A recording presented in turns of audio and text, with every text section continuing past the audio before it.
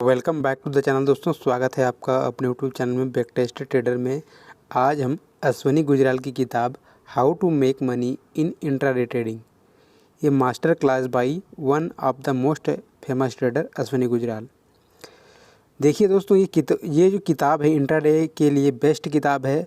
साथ ही साथ मैं बोलूँ जाऊँगा कि ये स्विंग ट्रेडिंग के लिए भी एक नंबर का किताब है। तो मैं हाईली रिकमेंडेशन करूँगा कि ये आपको हाईली सेटअप प्रोवाइड करेगा, जो आपको स्विंग ट्रेडिंग में भी और इंट्राडे ट्रेडिंग में भी मदद करेगा। तो ये बेहतरीन किताब है जो 2018 में लिखा गया था। तो आइए इसको देखते हैं कि इसमें क्या क्या दिया गया है। तो सबसे पहले यहाँ पर इस बुक के बारे में लेखक बताते हैं। तो एक मास्टर क्लास देखिए, जो ये हालांकि कोचिंग भी देते हैं, यानी कि क्लास भी देते हैं, तो इन्हीं चीज़ों को ये बताते हैं। तो हमें 3 चीज़ों की इसमें बताया गया है 3Ms के बारे में, यानी कि ट्रेडिंग में सक्सेस के लिए 3 चीज़ चाहिए। क्या है? एक मेथड चाहिए जिससे पैसा बनता है, आप उसे टूल्स भी बोल सकते हैं। दूसरा है मनी मैनेजमेंट और तीसरा एम है यहाँ पर माइंडसेट। देखिए, तो एक मेथड जो चाहिए आपको पैसा बनाने के लिए कि कैसे आपको बाय सेल करना है, support resistance trade line candlestick जो भी हो, एक उसमें मनी मैनेजमेंट होना चाहिए और आपका माइंडसेट होना चाहिए, तब पैसा बन सकता है ट्रेडिंग में। फिर जानेंगे हम ट्रेडिंग पिलर्स के बारे में, जिसमें हम जानेंगे मूविंग एवरेज के बारे में, प्योर पॉइंट के बारे में हमें अच्छे से बताया गया है, एक्सपोनेंशियल कैंडल्स के बारे में बताया गया है, प्रॉफिटेबल एंट्री हमें कहाँ पर करना है, कैसे ट्रेड को मैनेज करना है, कैसे एग्जिट टैक्टिक्स बनाना है, ये सारी चीज़ों को जानेंगे। साथ ही साथ हमें मॉर्निंग रेंज में कैसे ट्रेड करना है, ट्रेंड को कैसे ट्रेड करना है और गैप अप्स और साइडवेज मार्केट को कैसे ट्रेड करना है। तो ये चीज़ों को हम जानेंगे। कैसे हमें प्रॉफिट में बुक करना है, कब अवॉइड करना है, कब साइडवेज मार्केट से बचना है। मनी मैनेजमेंट के बारे में जानेंगे, कैसे हम बिजनेस पर्सपेक्टिव से इस बिजनेस को देख सकते हैं। Trading sizing, position sizing, risk management जानेंगे, जिसे मनी मैनेजमेंट के अंदर आता है। साथ ही साथ हम जानेंगे कैसे हमारे दिमाग को हम ऑर्डर दे सकते हैं और उसके अनुसार काम कर सकते हैं। हमारा डिसिप्लिन कैसे रहना चाहिए एक डे ट्रेडर के लिए, ये सारी चीज़ों को हम जानेंगे। तो यहाँ पर एग्जाम्पल के साथ देखेंगे। तो सबसे पहले अश्वनी गुजराल के बारे में देखते हैं। देखिए, अश्वनी गुजराल जो है ना, ये CNBC TV 18 में बिजनेस चैनल में भी ये काम कर चुके हैं। साथ ही साथ ये US स्पेशलिस्ट मैगजीन की जर्नल्स भी उन्होंने काम किया है। साथ ही साथ ये एक्टिव ट्रेडर भी हैं। स्टॉक मार्केट, फ्यूचर, करेंसी, इनका 2 किताब अलग से और है। How to make money option trading, how to make money in chart. देखिए, डेरिवेटिव मार्केट का भी इन्होंने किताब लिखा है, ये देख सकते हैं, इसका किताब है। और चार्ट से कैसे रीड करके पैसा कमाए, ये भी किताब है। साथ ही साथ उन्होंने BE किया हुआ है इकोनॉमिक्स एंड कम्युनिकेशन में। साथ ही साथ MIT मणिपाल से भी किया हुआ है। 1993 में MBA भी किया हुआ है। तो काफ़ी ज़्यादा एक्सपीरियंस इनके पास है मार्केट से। तो ये किताब लिखा गया है 2018 में। तो मैं इसको हाईली रिकमेंडेशन करूँगा कि आप लोगों को इसे पढ़ना चाहिए। आगे देखते हैं इसमें। तो इनका 2 किताब है जो यहाँ पर बोलते हैं, how to make money trading with derivatives, how to make money trading with chart. तो हमने इस किताब को पढ़ रखा है, इसको अभी पढ़ा नहीं है। तो अभी हम पढ़ रहे हैं इंट्राडे ट्रेडिंग में कैसे पैसे कमाना है, how to make money in intraday trading. ये बहुत ही फेमस किताब है जो 1000 के अराउंड आप लोगों को मिल जाएगा। ये पब्लिश हुआ था 2018 में। आगे देखते हैं इसमें कंटेंट में। सबसे पहले लिस्ट ऑफ इंट्रोडक्शन, ये बताते हैं नए ट्रेडर के बारे में, कुछ खामियां बताते हैं। आगे देखते हैं इसमें। तो बेसिक इंट्रोडक्शन चैप्टर 1 में देखेंगे 2 प्रकार के मार्केट्स होते हैं, साइडवेज मार्केट और ट्रेंडिंग मार्केट। मार्केट में तो भाग लेने वाले होते हैं वो भी 2 प्रकार के होते हैं। साथ ही साथ मार्केट के जो फेसेस होते हैं उसके बारे में जानेंगे। तो मार्केट के जो बेसिक्स उसको जानेंगे। साथ ही साथ इकोनॉमिक, बिजनेस साइकिल और सेक्टर कैसे चलता है उस पर जानेंगे। यानी कि जो प्रोडक्ट बिकता है, जिसमें इकोनॉमिक्स डेवलप होता है, उसका सर्कल होता है, इकोनॉमिक्स का सर्कल होता है, इन सारी चीज़ों को जानेंगे। साथ ही साथ जानेंगे, पहले चैप्टर में हम मूविंग एवरेज के बारे में जानेंगे, कितने प्रकार के मूविंग एवरेज होते हैं और उसका कैरेक्टर क्या होता है और माइलस्टोन कैसे कवर करता है, इसके बारे में जानेंगे। तो आज की इस वीडियो में हम बेसिक मार्केट और मूविंग एवरेज के बारे में जानेंगे। तो चलिए सबसे पहले उसके बाद जानेंगे कैंडलस्टिक के बारे में।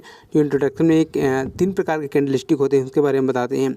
तो स्मॉल साइज़ का, बिग साइज़ का और रिजेक्शन साइज का, यानी कि शेडो वाला। तो फिर जानेंगे 3rd चैप्टर में इसके कैंडल बेस के कैसे हमें ट्रेडिंग करना है। साथ ही साथ चौथे चैप्टर में जानेंगे फ्लोर पिवट के बारे में, यानी कि पिवट पॉइंट के बारे में। फिर ये जानेंगे हम पाँचवें चैप्टर में CPR के इंडिकेटर के बारे में, सेंट्रल पिवट रेंज के बारे में।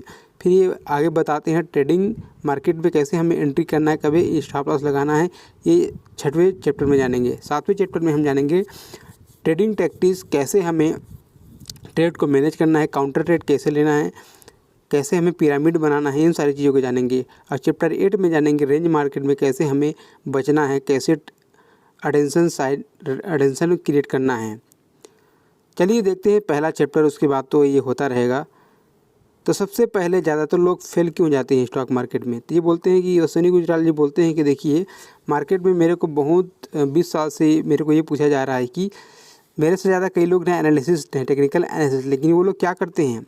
तो यहाँ पर 3M बताया ना, मेथड चाहिए, मनी मैनेजमेंट चाहिए और माइंडसेट चाहिए। तो लोगों के पास एक मेथड उनके पास अच्छा है, सबसे बेस्ट है, जो 90% काम करता हो, तो उनके पास मनी मैनेजमेंट नहीं है और उनके पास जो है ना माइंडसेट नहीं है। तो ये फिक्स माइंडसेट के लोग हैं कि निश्चित है कि ऐसा है तो ऐसे ही होगा, पर ऐसा नहीं है। तो मनी मैनेजमेंट और माइंडसेट बनाना बहुत ज़रूरी है। तो इसी को यहाँ पर लेखक बोलते हैं कि आपके पास रेशियो कम होना चाहिए। देखिए यहाँ पर बोलते हैं 60% यहाँ पर प्रोबेबिलिटी जो होता है ना, सक्सेस का जो होता है ना, ये आपके अनुसार हो सकता है। मार्केट में ये 50-50 का गेम है, प्रोबेबिलिटी का गेम है, लेकिन आपके पास एक ब्रह्मास्त्र भी हो सकता है। फिर भी आप उसमें मनी मैनेजमेंट और माइंडसेट नहीं डालेंगे तो आप इसमें पैसा नहीं बना पाएंगे। तो यही है, मार्केट को पकड़ने का सबसे एक तरीका है, आपको दोनों तरफ से न्यूट्रल होना पड़ेगा। देखिए इंट्राडे ट्रेडिंग में क्या होता है, ब्रेकआउट भी होता है और रिवर्सल भी होता है। तो इस पॉइंट को मद्देनज़र रखते हुए आपको इन चीज़ों के अनुसार माइंडसेट बनाना है। आगे बताते हैं जो ट्रेडर को, आप लोगों को एक एंटरप्रेन्योर की तरह आपको सोचना पड़ेगा, तभी आप इसमें सक्सेस हो पाएंगे। तो इन्होंने काफ़ी कुल मणिपाल इंस्टीट्यूट में इन्होंने MIT किया है, तो इनको सारा चीज़ पता है, कैसे बिजनेस पर्सपेक्टिव से देखना है, कैसे आपको रिटर्न ऑन इक्विटी की बेस पे आपको देखना है। तो ये सारी चीज़ों को यहाँ पर बताते हैं। तो यहाँ पर एक फिल्मी डायलॉग है, अगर हम अपनी ज़िंदगी का स्टीयरिंग व्हील अपने हाथ में नहीं लेंगे तो कोई और दूसरा ड्राइव सीट पर बैठ जाएगा। तो ये डायलॉग है डियर ज़िंदगी फिल्म का। आगे बताते हैं कुछ यहाँ पर शॉर्ट नाम को दिया गया है कि शॉर्ट नाम में कैसे बोला जाता है। जैसे MIT और Manipal institute of technology, simple moving average, इसका शॉर्ट नाम दिया गया है। अब देखते हैं नॉइस ट्रेडर का जो स्टेट है, तो 3 फेसेस से गुजरते हैं, फेसिंग फैक्स। तो ये बोलते हैं कि सबसे बड़ा जो फेस होता है इनका लालच आता है। एक फेस में क्या होता है, ये लालच आता है, वे इसे वाव बोलते हैं। किसी ट्रेडिंग को देखते हैं ऊपर नीचे होते हुए, प्रॉफिट देखते हुए। फिर दूसरा स्टेज में, पहले स्टेज में ये खुद देखते हैं तो उनको लगता है लालच आता है, फिर ये खाता खुलवा लेते हैं, पैसे डाल लेते हैं, फिर ट्रेड करने लगते हैं। दूसरा इसमें इनको पता चलता है रियलिटी के बारे में, ये तो जो हम जो देखे थे, जो सुने थे, इससे तो अलग ही निकला। फिर थर्ड पेज में क्या होता है, प्रॉफिट लॉस दोनों होता है, प्रॉफिट और लॉस दोनों होता है। यहाँ पर आपको कमिटमेंट करना पड़ता है कि आप छोड़ेंगे नहीं, इसमें लगे रहेंगे और बिजनेस पर्सपेक्टिव से देखेंगे। यहाँ पर भी जो उनका माइंडसेट होता है ना, 50% या 60% जो है ना जुआरी माइंडसेट का भी होता है। तो ये 3 फेसेस होते हैं जो लेखक यहाँ पर बताते हैं। तो इस तरीक़ा से आपको माइंडसेट बना करके ट्रेडिंग करना है। तो इंट्राडे ट्रेडिंग के लिए यहाँ पर कुछ सक्सेस शॉर्ट टर्म है, यहाँ पर कोई चीज़ नहीं है। वेरी आपको अलर्ट बनना पड़ेगा, डिसिप्लिन बनाना पड़ेगा, वेरी डायनामिक रहना पड़ेगा। देखिए तभी आप इसमें एक क्या बोलते हैं, एक इसमें आप वो सर्वाइव कर पाएंगे। आगे ये बताते हैं 3 स्टेजेस जो शुरू में मैंने बताया, ये जर्नी स्टेज जो है यही बताते हैं। अब इसमें देखते हैं mastering market basic and moving average. देखिए तो मूविंग एवरेज के बारे में बताते हैं। तो सबसे पहले 2 प्रकार के मार्केट होता है। मार्केट एक हो सकता है ट्रेंडिंग हो सकता है, या फिर रेंज बाउंड हो सकता है, या फिर साइडवेज हो सकता है। ट्रेंडिंग मार्केट को आप इस प्रकार से देखे होंगे, प्राइस जो है ना लोअर हाई बनाता जाता है और हायर हाई बनाता जाता है अप ट्रेंड में, ठीक है। और डाउन ट्रेंड में इस प्रकार से आपने देखा होगा, ये लोअर लो और लोअर हाई बनाता जाता है। तो आप लोगों को ये इस प्रकार से मार्केट देखने को मिलेगा। तो यहाँ पर आप देख सकते हैं ये बेसिक स्ट्रक्चर उन्होंने दिया है, प्राइस को आइडेंटिफाई करने का तरीका है। साथ ही साथ इसमें आप देख सकते हैं ये ट्रेंडिंग मार्केट है, ये अप ट्रेंड का मार्केट है, ये डाउन ट्रेंड का मार्केट यहाँ पर आप देख सकते हैं। ये मॉनेटरी का एक पुराना चार्ट है जो एक एक्सपेरिमेंट के माध्यम से बता रहे हैं। तो रेंजिंग मार्केट में क्या होता है, रेंजिंग मार्केट में क्या होता है, इस प्रकार के सेलर इधर से सेल करते हैं। वो क्यों सेल करते हैं, क्योंकि प्राइस को वो दोनों तरफ से फ्लक्चुएट करते हैं, उनके पास एक डायरेक्शन नहीं होता। तो ये इन ट्रेडरों को बोला जाता है जो एक ही रेंज के अंतर्गत प्राइस को फ्लक्चुएट करते रहते हैं, इन्हें बोला जाता है रिएक्टिव प्लेयर्स। ये दोनों तरफ रिएक्ट करते हैं और प्राइस को इधर से इधर और उधर से उधर फ्लक्चुएट करते रहते हैं। जैसे इधर से बैडमिंटन से ये लोग मार रहे हैं, इधर से ये लोग मार रहे हैं। तो इस प्रकार से जो रिएक्टिव प्लेयर्स होते हैं, दो प्रकार के प्लेयर होते हैं मार्केट में, आपको समझना। पहला रिएक्टिव प्लेयर्स होता है और दूसरा होता है एक्टिव प्लेयर्स। एक्टिव प्लेयर तब होता है जब मार्केट जो है एक रेंज बाउंड में रहता है और एक रेंज को ब्रेक करता है, तो ये दूसरा प्लेयर यहाँ पर एक्टिवेट होता है। अब पहला प्लेयर जो होता है यहाँ पर एक्टिवेट हो जा रहा था, यहाँ पर प्रॉफिट बुकिंग करता है, फिर दूसरा प्लेयर उस प्राइस को ऊपर या नीचे ले जाता है। तो आइए यहाँ पर आप देख सकते हैं। तो रिएक्टिव प्लेयर देखिए, रिएक्टिव जो है ना इसके अंतर्गत ट्रेड करता रहता है। तो दो प्रकार के प्लेयर होते हैं, ये पहला प्लेयर हो गया। और जो एक्टिव प्लेयर होता है ना, एक रेंज बाउंड मार्केट को तोड़ने के बाद ही यहाँ पर आता है और प्राइस को एक दूर तक ले जाता है, क्योंकि इसे पता होता है कि जो प्राइस है ना और इसका वैल्यू जो है ना गिरने वाला है या फिर और बढ़ने वाला है, तब ये यहाँ पर प्रॉफिट बुकिंग करेगा। लेकिन जो रिएक्टिव प्लेयर होता है, एक रेंज बाउंड मार्केट में ये प्रॉफिट बुकिंग कर लेता है, एक साइड में ये बाय सेल करता है। तो इस बात को आपको ध्यान में रखना है। ये तब तक इसे सेल करना रहेगा तो महंगे प्राइस में सेल करेगा, बाय करना रहेगा तो सस्ते प्राइस में सेल करेगा। लेकिन जो एक्टिव प्लेयर होता है, एक रेंज को ब्रेक करने के बाद जो ना उस लेवल को ट्रेड करता है, क्योंकि इसका जो भाव होता है आने वाले दिनों में क्या हो सकता है इसे पता होता है। तो ये अपने प्रॉफिट बुकिंग के लिए थोड़ी दूरी में जाकर के ये प्रॉफिट बुकिंग करता है। तो आपको समझ में आ गया होगा दो प्रकार के बायर और सेलर के बारे में। तो दो प्रकार के फेसेस होते हैं। पहला फेस यहाँ पर आप देखते हैं, जो हमने दो प्रकार के बायर के बाद अब देखते हैं, ये है एक्सपेंसिव फेस। एक्सपेंसिव फेस मतलब इस प्रकार से देख सकते हैं ये, यानी कि एक रेंज ट्रेंड मार्केट, ये ट्रेंड मार्केट को एक्सपेंसिव फेस बोला जाता है। इसमें एक होता है कॉन्ट्रैक्शन फेस। कॉन्ट्रैक्शन फेस में क्या होता है कि प्राइस जो है ना एक कॉन्ट्रैक्शन करता है, यानी कि साइडवेज रहता है, फिर यहाँ से मूवमेंट आता है। एक हो गया ट्रेंडिंग हो गया। तो इसी के दो माध्यम से हमने जान लिया कि दो फेसेस भी होते हैं, तो आपको समझना होगा। अब आता है इकोनॉमिक्स, बिजनेस साइकिल और सेक्टर रोटेशन क्या होता है। तो ये इन्होंने जो BE किया ना, इकोनॉमिक्स एंड कम्युनिकेशन में किया ये अश्विनी गुजराल जी, तो इन्हीं का ये चैप्टर है एक, ठीक है, उसमें पढ़ाया जाता है। तो आप यदि आप किए होंगे तो आपको पता होगा। तो देखो इकोनॉमिक्स इस प्रकार से चलता है, ये एक रेंज है, तो इस प्रकार से आप देखेंगे, इस प्रकार से चलेगा, ठीक है। देखिए इकोनॉमिक का यहाँ से शुरू होता है, फिर इकोनॉमिक मान जाए यहाँ पर स्लो रहता है। इकोनॉमिक्स क्या होता है, इसमें लोगों को ना धीरे धीरे नौकरी मिलना शुरू होती है। फिर ये क्या करते हैं, परचेज़ करना चलेंगे। फिर ये परचेज़ करेंगे ना तो चीज़ों का दाम जो है ना शुरू में कम रहेगा, लेकिन ज़्यादा बेरोजगार नहीं रहेंगे, नौकरियां मिलते जाएंगे, तो ये चीज़ों को खरीदते जाएंगे। खरीदते जाने के बाद जो है यहाँ पर पीक होगा। चलिए इस लोगों को मैं आप लोगों को यहाँ पर समझा देता हूँ। ये चार्ट दिया गया है, देखिए यहाँ पर सबसे पहले क्या होता है, इकोनॉमिक डाउन रहता है। इकोनॉमिक डाउन से धीरे धीरे सुधरता है, सुधरने के बाद जो है ना लोगों को नौकरियां मिलना और बहुत सारा सैलरी मिलना शुरू हो जाता है। फिर वो क्या करते हैं, पैसे का खर्च करते हैं। तो ये क्या करते हैं, गुड्स GDP जो होता है ना, GDP यानी कि जो हमारे देश में जो सामान बनता है उसका यूज़ करने लगते हैं ज़रूरत से ज़्यादा, यानी कि पैसे दे करके। तो उसका हमारा जो है ना GDP बढ़ जाता है, उसका जो हम बोल सकते हैं टैक्सेस इंडिया के ऊपर जाता है, तो इकोनॉमिक्स बढ़ जाती है। तब जब ज़रूरत से ज़्यादा चीज़ें उनके पास नौकरी आने लगती है, लोगों के पास जो है ना फिर पैसे आते हैं, तो ये उसका यानी कि डिमांड कम हो जाता है कोई भी प्रोडक्ट का, तो ये ज़्यादा से ज़्यादा खरीदने लगते हैं। जब डिमांड बहुत ज़्यादा बढ़ जाता है तो ये लोग रेट बढ़ा देते हैं, तो यहाँ पर हाई हो जाता है, हाई पर यानी कि पीक पर पहुँच जाता है कोई भी इकोनॉमिक्स। फिर वहाँ से इकोनॉमिक्स क्या होता है, यहाँ पर गिरना शुरू होता है, क्योंकि लोग जो है ना अब उनके पास पैसे नहीं हैं। अब पैसे नहीं है तो वो चीज़ों को खरीदना बंद कर देते हैं, फिर प्राइस जो है ना नीचे आ जाती है, सस्ता हो जाता है। यहाँ पर लोगों को क्या होता है, नौकरियों से निकलना पड़ता है, तो यहाँ पर एक्सपेंशन फेज शुरू हो जाता है। यहाँ पर उसी को यहाँ फिर क्या होता है, धीरे धीरे करके जो प्राइस जो है ना लोगों को यहाँ पर फियर हो जाता है, डर हो जाता है। फिर यहाँ पर इस प्रकार से साइकिल बनता जाता है और प्राइस जो है ना फिर एक प्रो क्रिएट करता है, जिसे कॉन्ट्रैक्शन फेज बोला जाता है। यहाँ पर क्या होता है, फिर इकोनॉमी जो है ना साइडवेज हो जाती है और यहाँ पर फिर धीरे धीरे करके मार्केट में फिर नौकरियां बनने लगती है, वो करने लगता है। उसके बाद जो है इकोनॉमी फिर गिरती है, ये फिर पीक पर पहुँच जाता है। तो इस प्रकार से जो है ना इकोनॉमिक GDP के माध्यम से कुछ न कुछ ये अप और डाउन होता रहता है। चीज़ें बनती रहती है, प्रोडक्ट बनती रहती है, तो इकोनॉमिक्स बेस होता है, तभी यहाँ पर इसी को बताया गया है। अब आते हैं इसमें मूविंग एवरेज के बारे में। तो सबसे पहले दो प्रकार के मूविंग एवरेज यहाँ पर बताया गया है, सिंपल मूविंग एवरेज और एक्सपोनेंशियल मूविंग। तो ये बताते हैं सिंपल मूविंग एवरेज जो होता है ना, प्राइस के साथ ज़्यादा फ्लक्चुएट नहीं करता, इसलिए एक्सपोनेंशियल मूविंग एवरेज जो होता है ना, ये ज़्यादा इंपॉर्टेंट। जैसे प्राइस जो है ना इधर से उधर जाएगा तो ये तुरंत उसके पीछे पीछे चला जाएगा, ये वाला मूविंग एवरेज।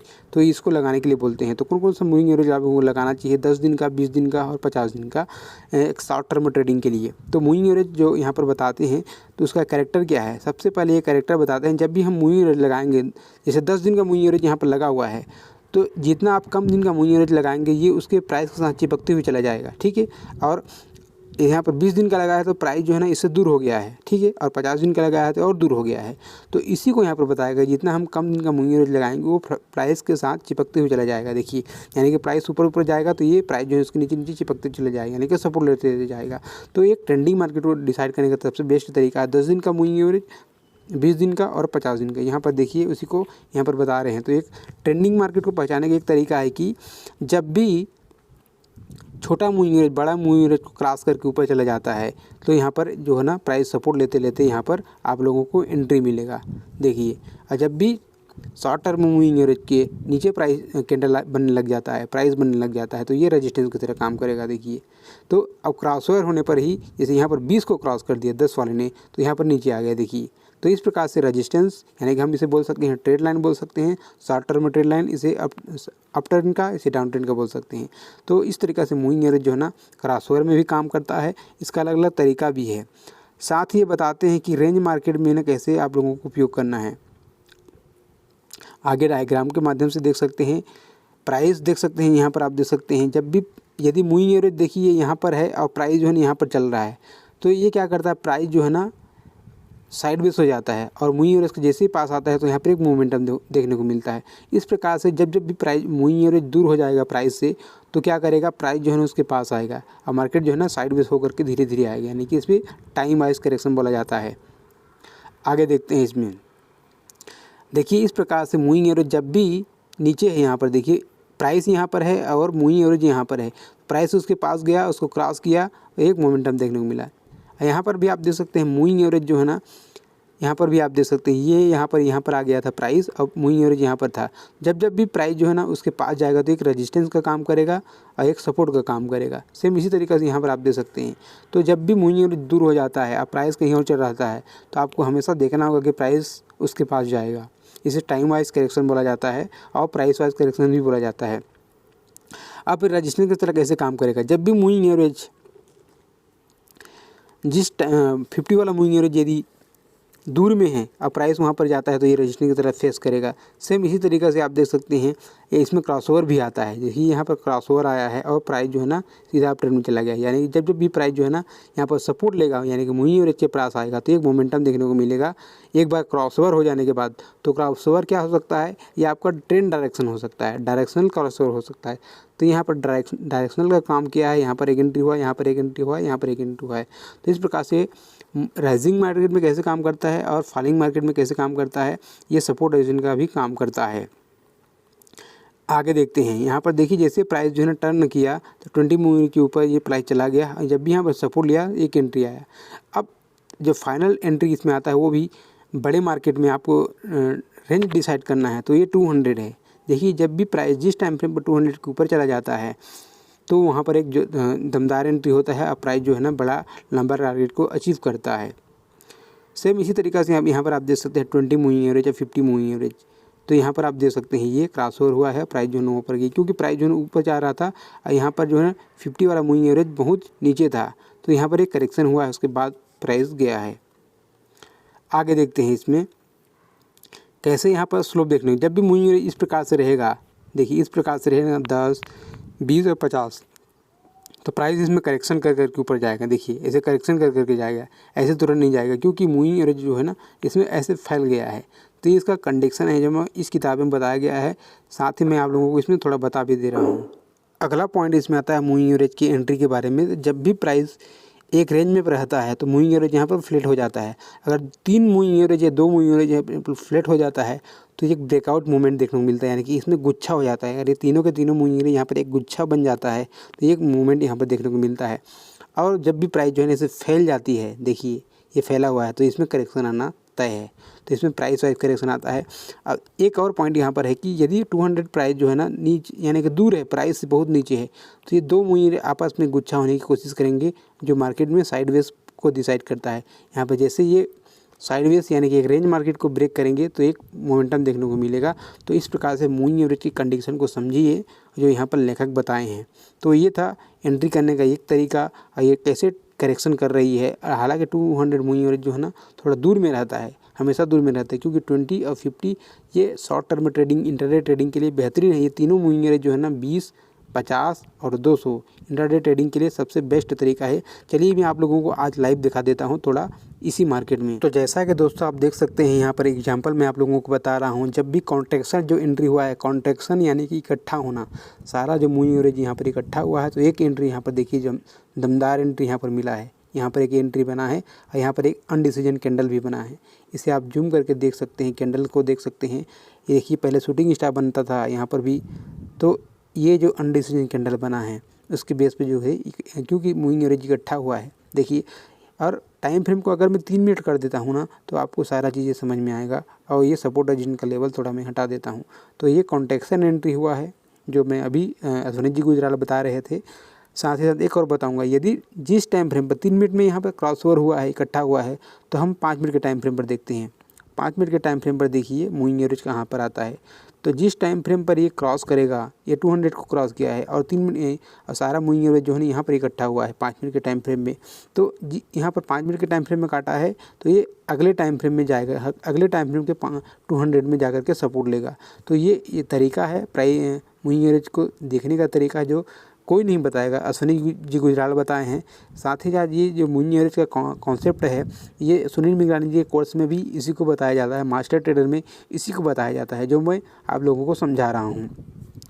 यदि हम इसमें 15 मिनट देखते हैं तो 15 मिनट में 100 मूविंग एवरेज यहाँ पर देखिए आ रहा है। प्राइस को समझने की कोशिश की, 20 है, ये 50 है, देखिए ये 20, 50 है, ये 100 है। तो ये 10 मिनट के टाइम फ्रेम में यहाँ पर आया होगा। हालांकि ट्रेडिंग में 10 मिनट का टाइम फ्रेम यहाँ पर दिया नहीं है, तो इसको मैं बता नहीं सकता। हालांकि 10 मिनट के टाइम फ्रेम में यहाँ पर 200 का सपोर्ट मिला होगा पक्का, इसलिए यहाँ पर आया है प्राइस। तो आपको सपोर्ट रजिस्टेंस ड्रा करना ही है। जैसे मैं सपोर्ट रजिस्टेंस ड्रा कर देता हूँ तब भी एक्चुअल में काम करता है, तब भी आप चीज़ों को समझ सकते हैं। जैसे ये 15 मिनट का सपोर्ट रजिस्टेंस मैंने ड्रा किया है, अब प्राइस देखिए यहाँ से सेलिंग होता है, तो आज का सेलिंग यहाँ से स्टार्टिंग होता है। ये जो बाइंग पॉइंट आया था यहीं से शुरू होता है और यहाँ पर सपोर्ट लेता है। तो ये सपोर्ट रजिस्टेंस जो है ना ये भी एक्चुअल में काम करती है। साथ ही साथ ये इंडिकेटर भी अच्छे से वर्क करता है। तो आपको जैसे हम इसमें 5 मिनट लगा देते हैं तो आप लोगों को समझ में आ जाएगा कि ट्रेंडिंग मार्केट है। देखिए इसमें क्रॉसओवर आ गया, इकट्ठा होता है पहला एंट्री, तो यहाँ पर इकट्ठा होता है और साथ ही इसमें क्रॉसओवर एंट्री होता है, यानी कि 200 का क्रॉसओवर होता है। तो इस प्रकार से मूविंग एवरेज को समझिए और सीखिए और ट्रेड कीजिए। मिलते हैं किसी और वीडियो में। जय हिंद।